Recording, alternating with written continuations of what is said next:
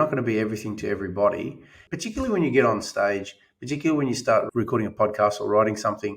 If you're really connected to what you are, you're going to attract the people who it resonates with, and not necessarily because they'll agree with you, but they'll appreciate your style, how you go about things. And the biggest thing and lesson that I learned is that being vanilla or trying to appeal to everybody meant that you were disenfranchising the majority of the people because they never really knew where you stood. It was better to have people who go, I love what you're saying, I dislike passionately what you're saying, and be okay with that, rather than actually going, I'll give you a little bit of this, a little bit of that, which is not really anything that I believe in, just to keep everybody semi-happy. To me, that's a recipe for not being authentic.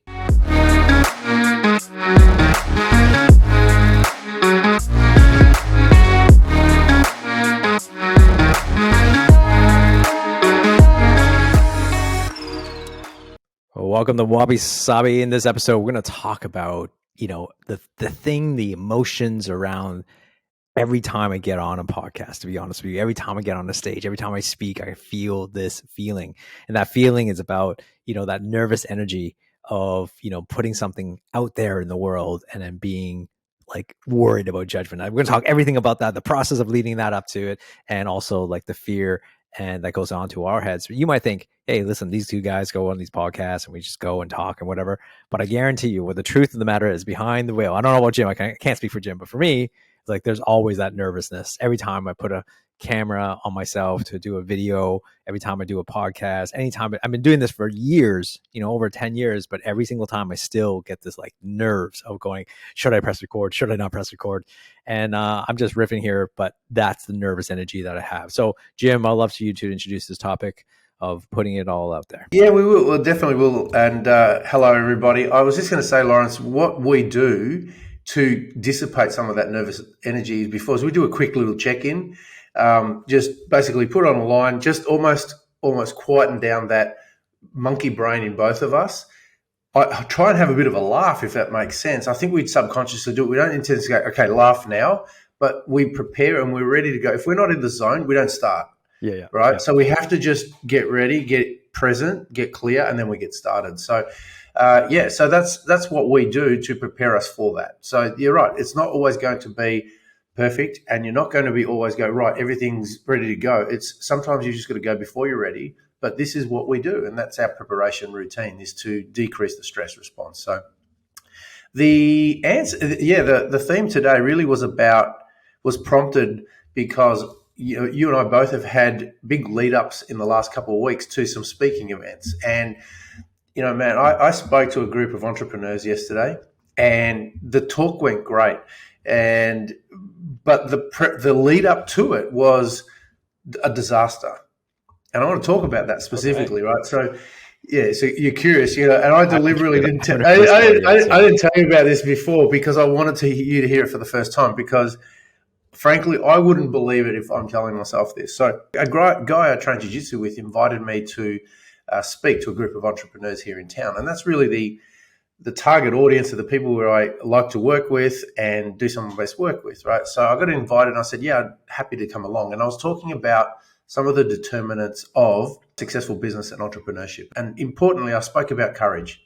And the courage to back yourself, to do things, and as part of the entrepreneurial journey, right? So it was at a co-living, co-working space that it was being hosted, and it was like 40 odd entrepreneurs. So a really good, vibrant group. I was due to go in at 6:00 and I left at a little bit after 5. I went, I'm going to go there, check out the venue, talk to some people. My gig's at 6, happy times. I had my cousin here with me. She flew in from Greece, and so she's been staying with me, because we've got another event that we're running at the end of this weekend at the time of recording in a few days' time. So I said, why don't you come along? So we got a taxi. I looked at it and it says it's about 15 minutes away. I wasn't sure about the train. I wasn't sure the best app. So I said, listen, I'm just going to catch a taxi. So the guy looked at the address and said, yeah, okay, I know where it is. Hop in. So we go in there. We're driving along and we get to this place and it doesn't look right. And he goes, here it is. And I go, are you sure, dude? It doesn't look right. He goes, yeah, it is. So it was a residential spot. He drops us off, heads out. And as he heads out, I ring on the doorbell, nothing. nothing. Good. And a gut was going, this isn't the right place. This isn't the right place. So I sent a message to the other guy who was also speaking, and I said, I think I'm at the wrong place. What does it look like? He told me. I go, my worst fear was confirmed. And so I went, what do I do? And I saw this woman walking up this hill, and it was a really steep hill. And this poor lady was huffing and puffing. And I saw on her badge, it said staff at a school member. And I thought, she speaks English. And we were in the middle of nowhere. And I asked her, and I said, excuse me, first of all, hablas inglés? Do you speak English? She said, yes, I do. Through huffing and puffing that she was doing it. And I explained the situation. She said, no, this is nowhere near that. Come with me down to the school. So she's walked down the hill back to where she's gone to the school. And this beautiful lady, she's really awesome, gave her my details. She got the taxi and ordered the taxi for us, which is really awesome of her. And I felt really bad because I knew she'd have to go back up the hill again, right? But she was really, really kind-hearted. So I know it's a drawn-out process. There's a purpose to it. I'll get to it very quickly. And I also called the co-working place and said, listen, I'm running late. I don't know what's happened. They took me to the wrong place. And she said, that's okay. We'll rearrange the schedule. We'll get one of the leaders, one of the people here to come pick you up. I said, great. And then I had the scenario where the taxi and the person are both coming. And I called the co-working place and said, please don't worry about bringing someone. The taxi's coming. And then the taxi's meant to be there in 10 minutes, and 25 minutes later, the guy's still not there. And I went, oh man, did I cancel the definite ride to go to the right thing? Did I basically stop one thing? Anyway, the taxi driver came. I gave him the address. He goes, no, this is not where it should be. Gave him the address. He goes, I'll tell you where it is. It took us, he drove us another 20 minutes, dropped us off at another destination. And I go, where is it? He goes, look, it's somewhere around here. I went, I got this horrible feeling again. And I called the co-working place. He goes, no, that's not it at all. You're still like 2.5 kilometers away. Oh, no. And I went, so that's twice I got dropped off at the wrong spot. Mind you, my talk until I was getting rescheduled and later. And finally, you couldn't get access to the car place from where we were dropped off. So we had to go through terrain and the bush to get there. We got met by someone who worked there halfway along, who escorted us through what felt like a goat track to get back to the co-working place. And by then, I was actually laughing because my cousin who's with me, she goes, dude, how are you under pressure? And I go, I've reframed it in my mind. I've actually got material now, extra material for my talk. So I finally get there, I'm laughing, and there are people going, why are you so laughing? I said, you know what? Here's the prequel to my story. This is what I was going to talk about, but I want to talk about this. And I said, I started this journey 2 hours ago for a 15-minute trip. I got dropped off, not in the wrong place once, but twice. I had to ask for help when I had to overcome my doubt, shame, guilt, and whatever. I finally got as far as I could possibly go, and then I had to ask for help.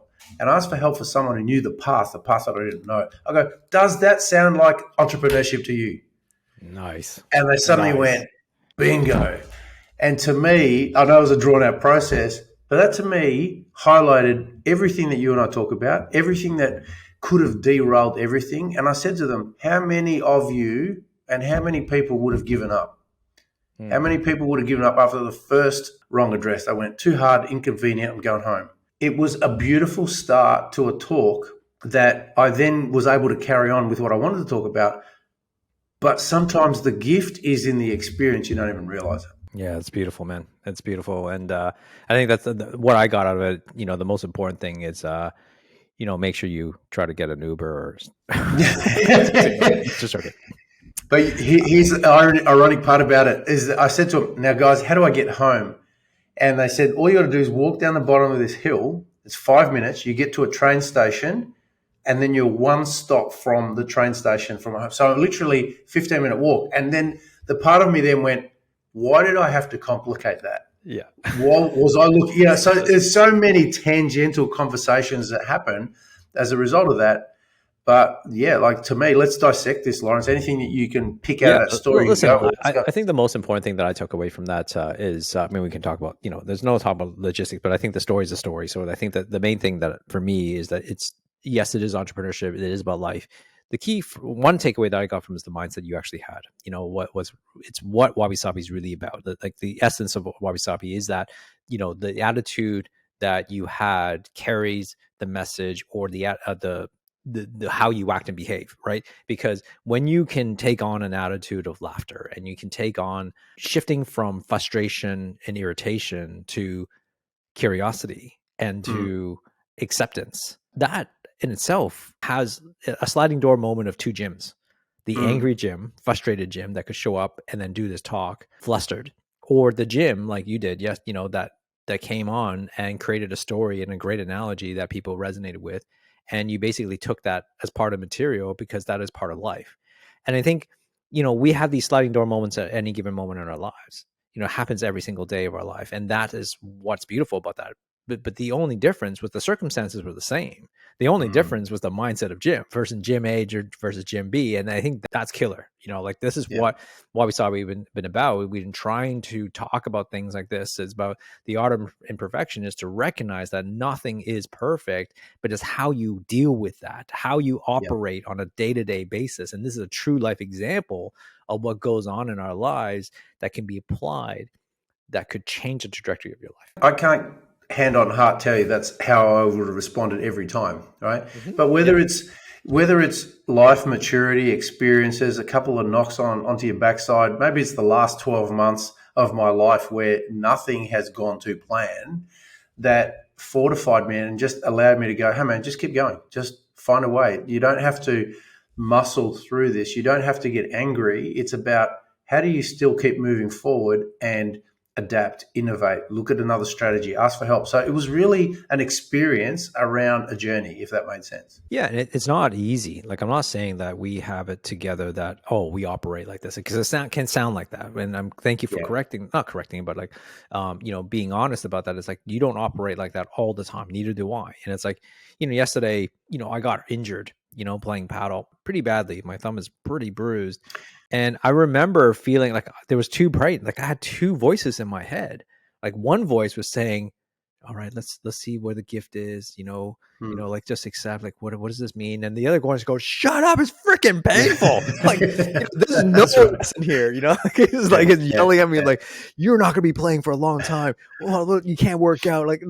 I was like, these two voices were inside my head. I'm like, but that's the truth, right? It's what you do in those moments. I'm not saying it's so easy to go on a podcast like, I was definitely got it all under control.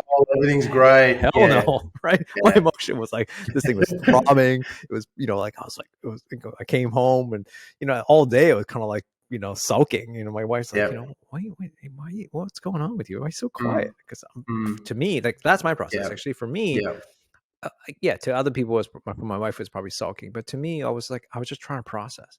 I'm trying to like just deal with the emotion in my head by myself. Because I'm like just not rationalize, but just calming the emotion down to not let it go one way or the other yet. Just like let me process the pain, let me process the grief, the loss of all the things I can't do for the next 2 to 3 weeks, but in a timely manner.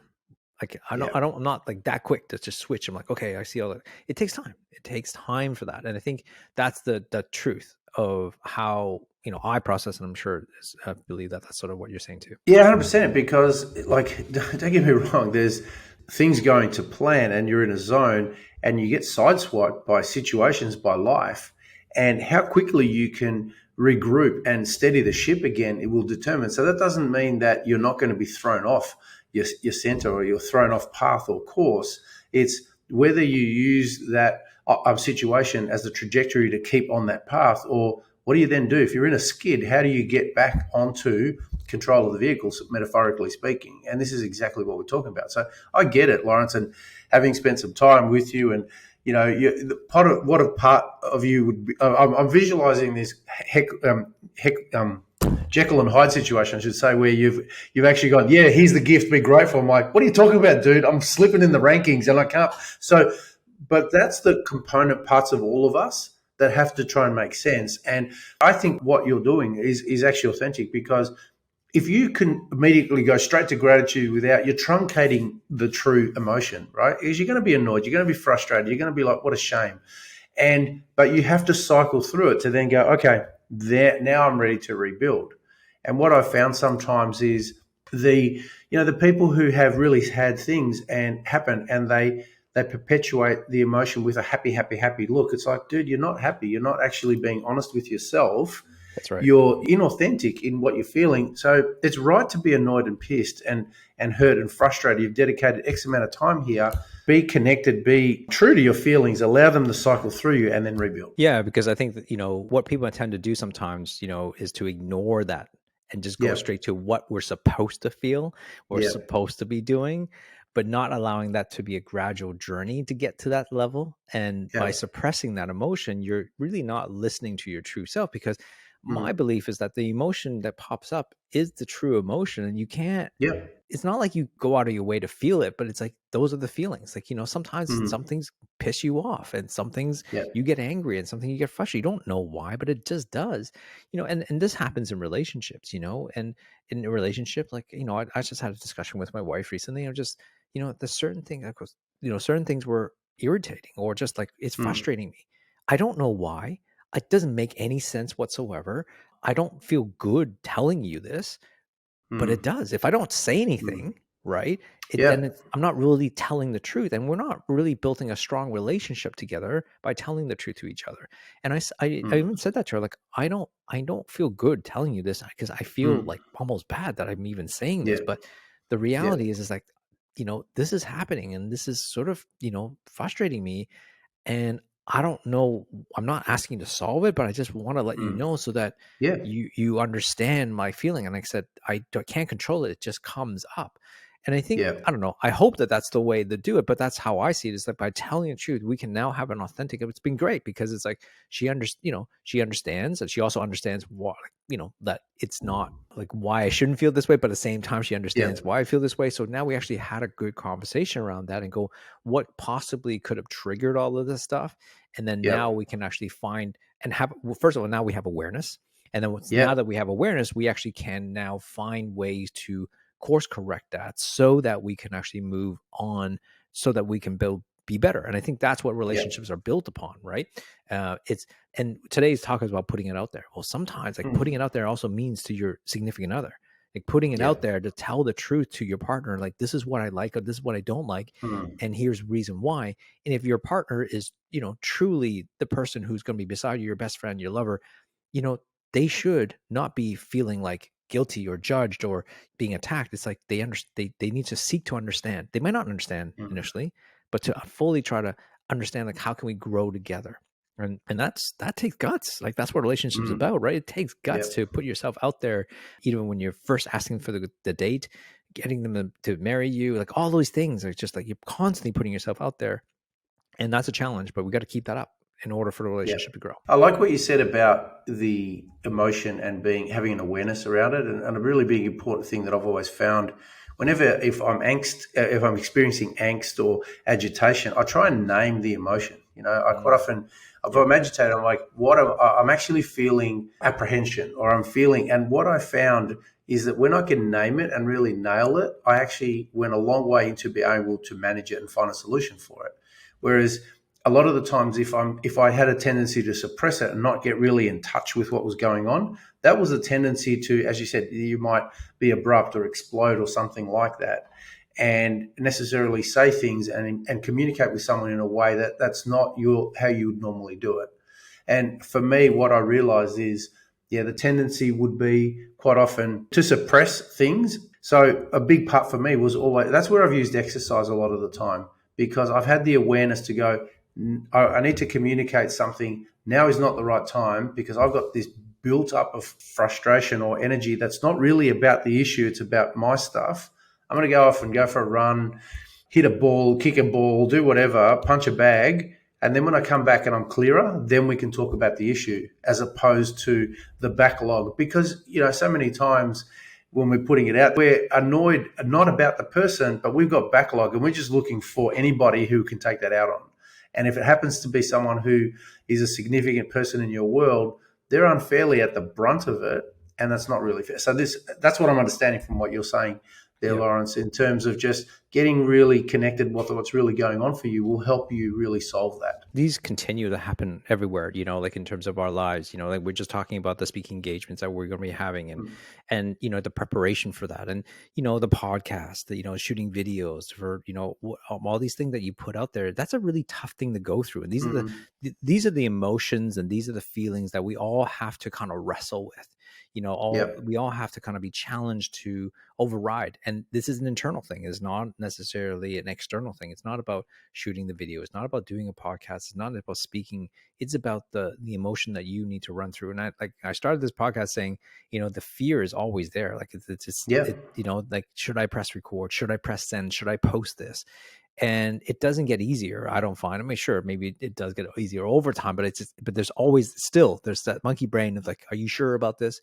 And to me, I think it's judgment, right? It's about how do you deal with the judgment? I think before we get there, it's like, what do you do to prepare yourself to put yourself on the line and putting material out into the world? I think that's a good point. I think it's, for me, I really like that because a lot of the times that I post, funny enough, I'm actually trying to get connected with self. So if I write something and I like to the talk in the podcast, I actually really enjoy that. I find it really cathartic. We discuss things and we get off and go, gee, Laurence, that really helped me. I hope someone listens to this, but if they don't, this was really helpful to me. I really, really got a lot out of this. It's self-therapy, let's face it. 100%. The best coach job and the first coach job you'll ever do is one on yourself, right? So let's declare it that way.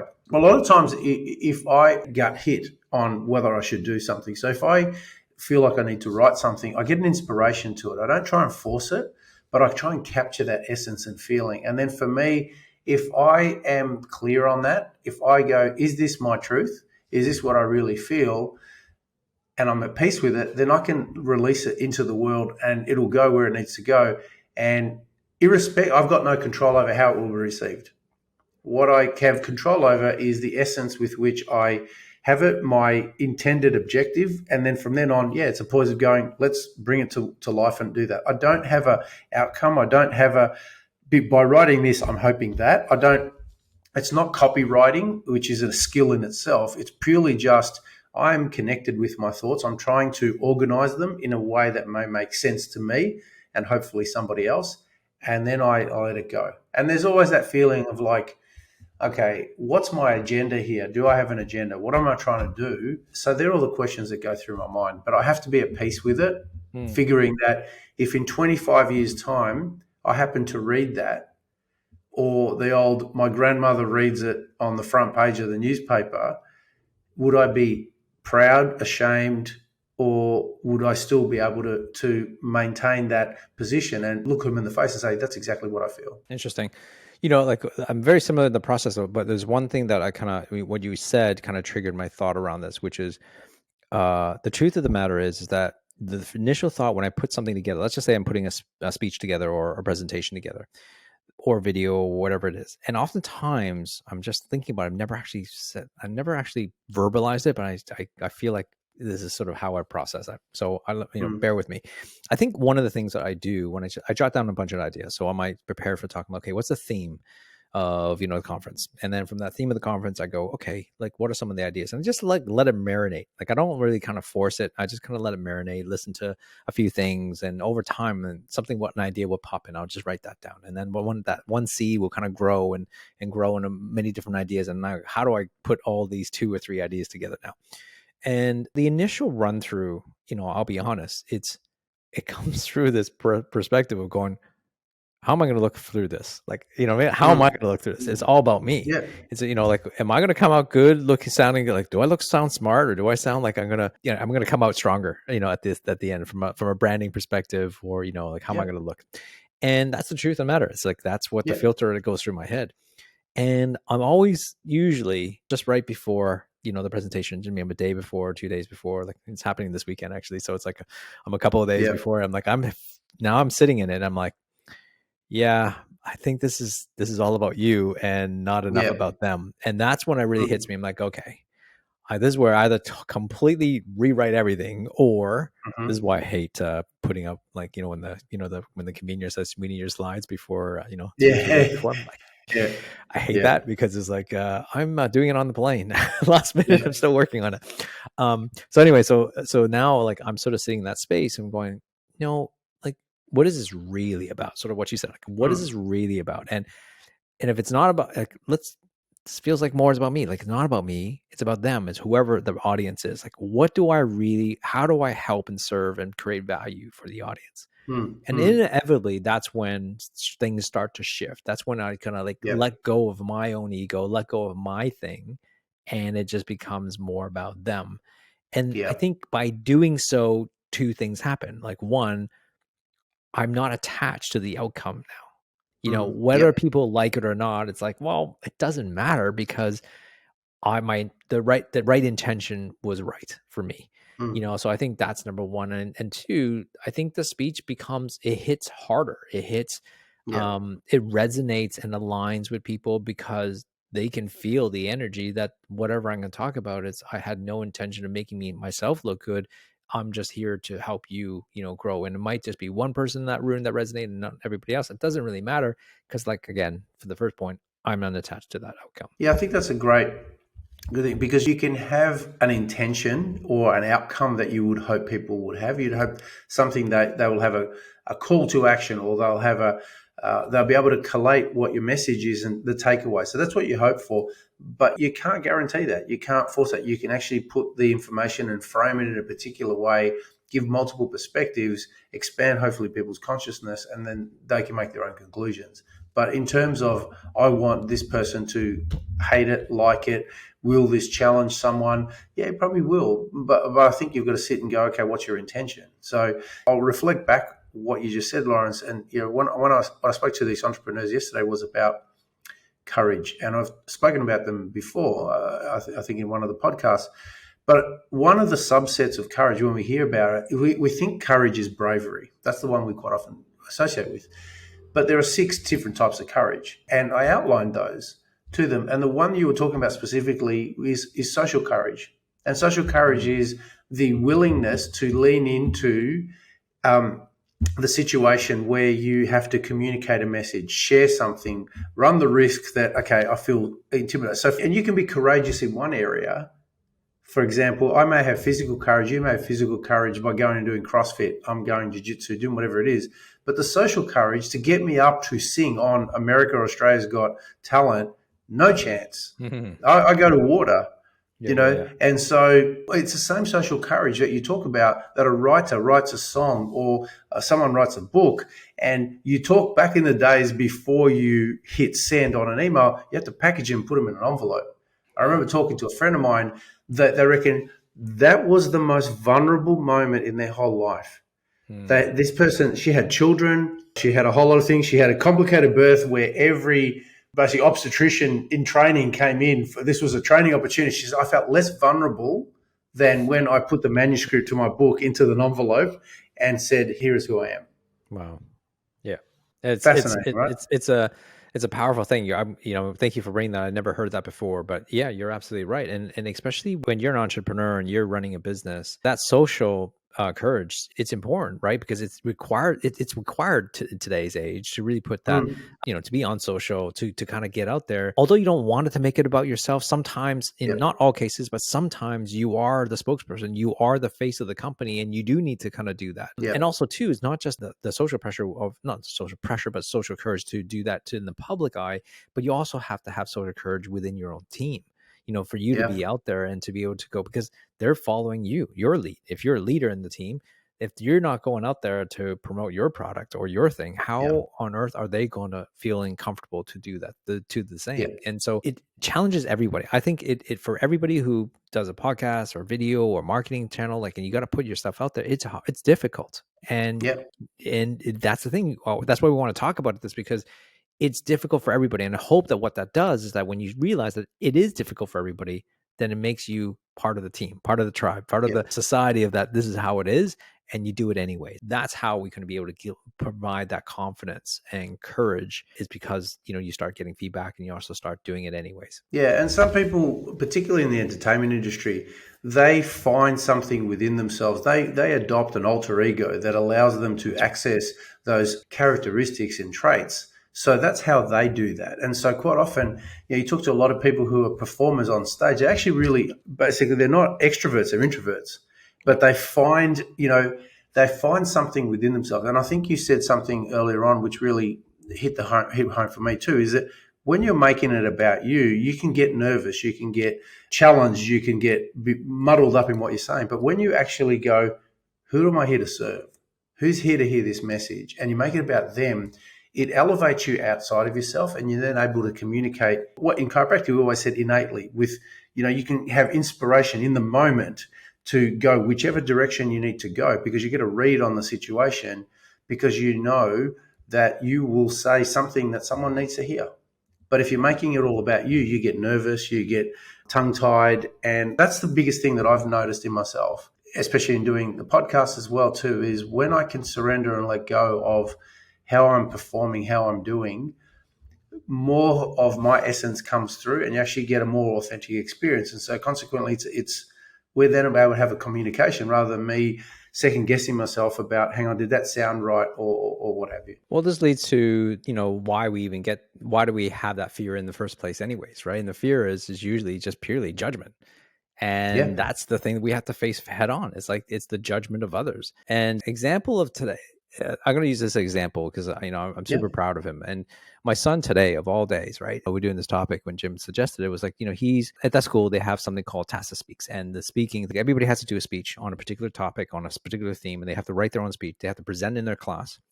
And, out of each year, there's 3 classes. And out of everybody presenting, each class provides a top 3 in each class. And then, so he made it to that semifinals. And then from there, the top 3, so there's 9 of them now in that year, they present to everybody in the year, and then they pick one from each class. So then he makes the top 1. So now he's the top 3 in the year. So now they have to go in front of the whole school, right? And then present that speech in front of the whole school. The reality is that I'm super proud of him. He did an amazing speech, and he did it on Aussie slang and how slang affects culture. It was awesome. It's great. And to see, because he didn't win. Okay. So as a father, yes, I know it's easy for me to say he should have won, but honestly, he really should have won. Like, hands down, he should have won. No offense to any of the other parents, the other child, but I think it's one of those things where it's in its sport, I guess, in a way, that it's judged by a judge. No different than gymnastics or diving. Every sport has a referee. There's always judgment calls, and sometimes it doesn't go your way. But that's the thing that we're talking about here, right? It's like when we put it out there, right? It's easy not to put it out there, so we don't ever get judged. But if you're going to put yourself out there, you have to realize that you are going to be judged. Of course. Right? Whether you like it or not. And sometimes the judgment that comes your way may not be the one you want. And, what I had to kind of talk through him today was, and I'm probably subsequent always to continuous this over the next few days, is to recognize that, hey, life isn't sometimes that you're not going to be chosen. Sometimes it doesn't go your way. Even though you've given all your best, you gave your heart out. He did. He gave his all heart out. And sometimes it's the judgment of 3 or 4 people on the panel that didn't like it, even though the hundreds of other people loved it. The amount of feedback he got from teachers, but it didn't go his way from 4 people. And then, the lesson I taught him, like, listen, at the end of the day is you got to listen to, don't listen to the opinion of 3 or 4 people.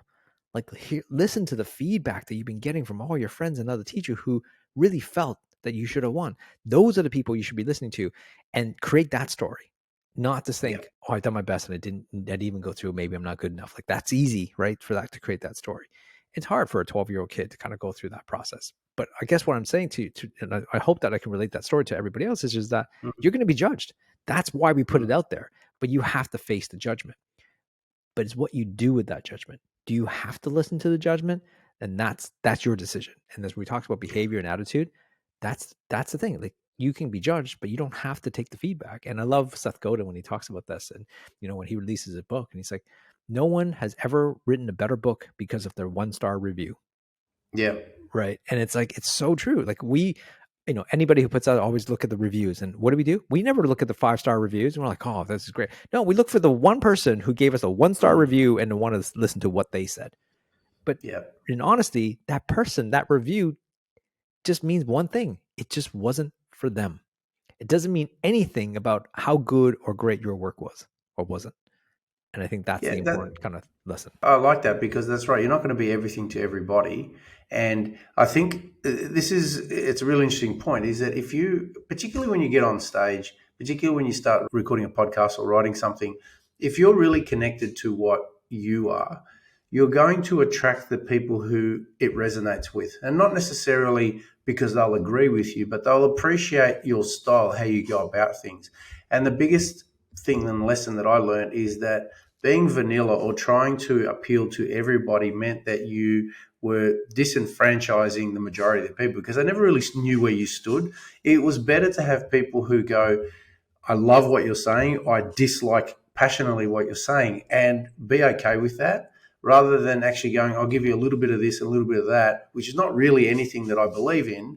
So just to keep everybody semi-happy, to me, that's a recipe for not being authentic, And you talked about judgment before. I think that there's two parts of judgment that I always find too, is that if you are worried about being judged, there's a part of you that is actually judging yourself. It could be yourself, it could be other people, but a really pivotal moment, a pivotal area of forming that is getting awareness of, like, where am I judging myself? Where am I doing it? Don't worry about what everybody else is doing. What am I doing to myself? And if I'm judging myself as I'm not blah, I'm not this, I'm not that, or I'm this, or I am that, you're judging yourself left, right, and center. And then whatever little thing that I'm understanding you're saying, leave a little 1-star review will have a disproportionate impact on you, because you're already just taking the big stick to yourself first. That's right. That's right. And it's it's judgment on yourself is the most critical thing that we actually have full control over. Right. Yeah. Whereas the judgment of others, we have no control over. We only have somewhat of an influence, maybe, and most of the time we have no influence on it. But how you process yourself, which we started with the progress about the mindset and the attitude, like that you can change. Doesn't mean it's easy. It's still hard, right? You still got to dampen that monkey brain, but it starts there, and that dictates and changes the attitude, changes the story you write about yourself or think about yourself, which then affects multiple times on how you're going to behave and act in the future. And so that's, and that's the thing that we all have to fight against. When you're putting yourself out there on the line, when you're putting out there and stand in front of a stage to talk about something, guarantee you're going to feel this imposter syndrome that we talked about, previously. It's about this feeling of like just not knowing enough, or who am I to stand up here and say this. The reality is that these are all just self-talk that we have to kind of navigate, and we have to go through, and you have to find it within yourself. You talked about the alter ego. That's why we have a Beyonce. A Beyonce was a church, singer who's quiet, introverted, and she created Sasha Fierce, someone who is like sexy and loud and who was not a church going choir singer. We would never have gone Beyonce if she didn't find Sasha Fierce within herself. For those who don't know, Sasha Fierce was her alter ego within herself to find. And, those are the things that are so important to kind of to find that within each and every single one of us. We have to find our alter ego, someone who can believe in us. And, we talked about courage before. You talk about like strength, courage, and, doing something risky I think there's also a pathway sometimes to find courage from one area and translate it to another area. You've already have experienced it already in one area, one aspect. You got to find that courage and go, how do I translate it to my social courage? Or how do I translate it to my relationship courage?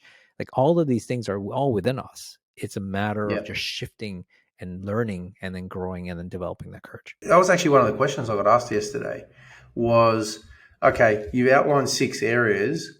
I have 2 that I do very comfortably. What do I do with the first 4? And I just said, look, one of the simplest, easiest way is to lean into your courage, whatever that is, whatever that action step is. It doesn't have to be a massive rip at the Band-Aid off type of a step, but just lean into it. And if emotional courage is one of those, if not communicating what you really feel is your greatest fear, and you don't want people to know what's going on for you because you don't want them to know, hey, I'm struggling here.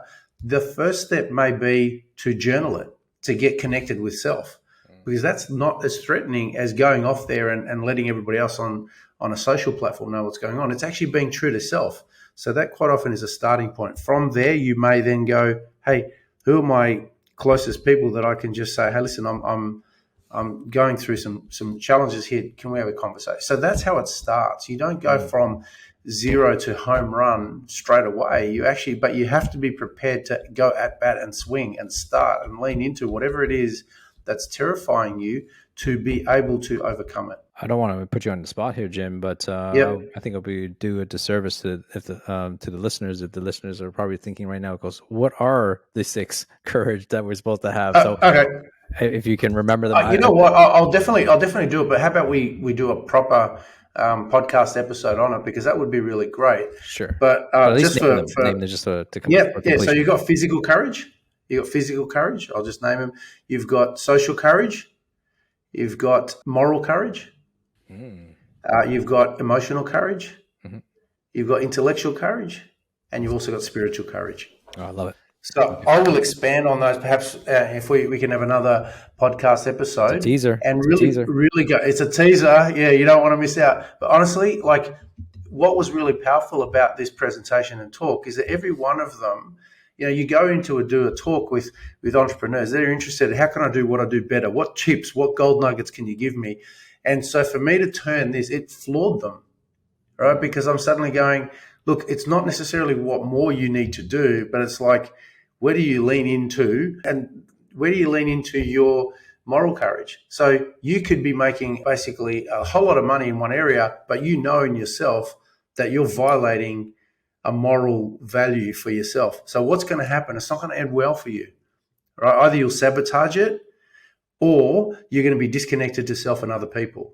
So, and more than one people went, holy smoke, that really helped, because now I know why I had this guilt around my success, because on a values level, I felt it was wrong to benefit from something. So I'm going to now, and one guy said, I'm going to rechange my model, my business model, to be able to be more in alignment. So I'm congruent. So I'm happily achieving and doing good things and not hurting people, rather than having that torment in self. So we can definitely do another podcast episode of it. Love it. But it's huge. It really is. So that's why we think of courage in terms of bravery, but it's not that at all. There's so many avenues that we can definitely explore. Okay, that's great. That's definitely something in the topic. I mean, I love those 6, and I love the distinction. Courage is separated in different categories, because I have felt, to be honest with you, where I have courage in these areas. Like, I have courage, and how come I don't have courage there? But it makes more sense that it's spread out into different varieties of columns. So let's kind of complete this podcast here. Like, so we're talking about putting it all out there. What other tips or last minute things you will want to summarize regards to, putting it out there, or maybe words of encouragement? One of my coaches always said, be prepared to be lousy. And by that saying, not put out sub-rate or substandard work, but just be prepared to put it out there. Your first draft or your first effort may not always be your best effort, but be okay with that. It's then going, okay, what do I learn? How can I improve? How can I get better to accelerate it? So we've talked about elements of this in the past, where if you're bound by perfectionism and you think that everything's got to be perfect before you pull the trigger and get started, you'll never get started. So to me, leaning into the fear and being okay with the fact that, hey, I started, I put myself out there, I leant into the resistance or that pushback that was stopping me from even starting, I jumped there. And, so many people don't even get past that point. So the moment that you're there, you're on your way, as long as you just keep showing up and till you keep taking the loose things and going again and again and again, that actually you will dissipate. You'll get power and control over your fear, because you're normalizing what leaning into that feels like. Yeah, I think there's 2 things there that, one is the resistance you kind of mentioned. The resistance, I think it's a clue that there's probably something there on the other side. There's a saying, obviously, the obstacle is the way. Ryan Holiday wrote a great book on that. And that's the thing is, like, when you feel that resistance, that obstacle, maybe consider that there's probably something innately telling you that it's worth doing. So that's one. I think that the last thing I want to kind of, to kind of summarize all of this too, as well, it's like, it's the journey, right? This is the journey that you're looking for. And this is sort of what you kind of go on, what you just sort of said, Jim, but it's mostly focusing on the journey, to not get caught up in the comparison game. We discussed this many times in other podcasts, but it's so easy to not get started simply because you're trying to be the next fill in the blank YouTuber or entrepreneur or, founder or whatever. Like, you're jumping too many steps. We don't compare ourselves to the beginning of when they first started. And we all start somewhere. And, we also got to remember that, and we got to not compare ourselves, get inspired by them, but don't have to, like, your first video. This goes back to the small things, right?